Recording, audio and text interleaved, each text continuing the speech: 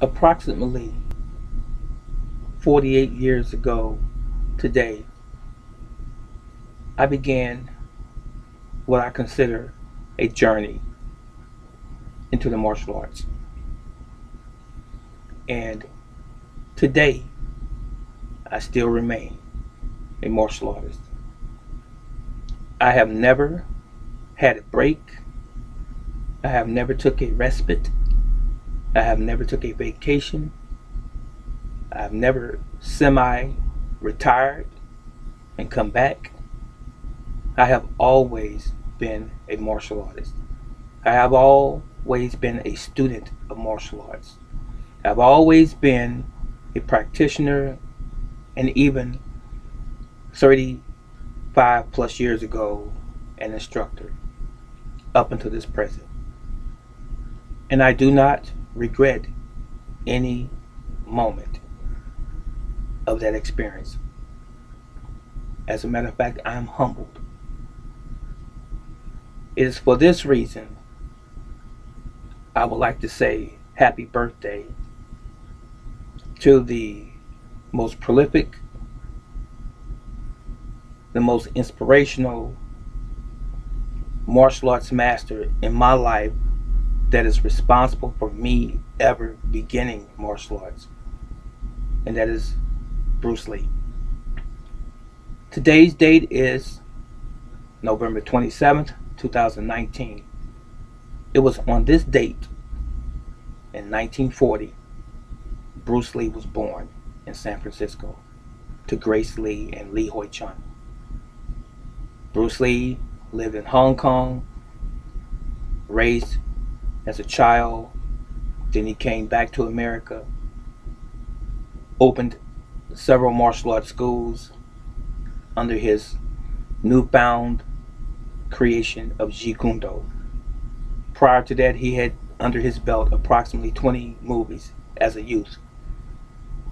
He began his martial arts career in America and in Hong Kong, and the rest is sort of history.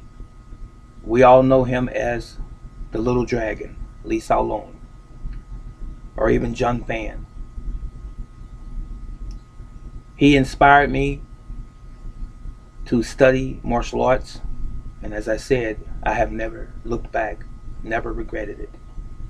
I'm not the only one, but I'm only speaking about brother teacher. Martial arts has been one of the greatest undertakings that I have ever experienced in my life, and I attribute it to who I am today, along with my faith in the Almighty Creator. So today, I honor, I pay homage, and give reverence to the memory of the late, great Bruce Lee. He is still revered throughout the world. He is still regarded as the greatest martial arts master, exponent of the martial arts of our time. He still is. This is not to debate with anyone about his validity as the greatest martial artist. His body of work and his fans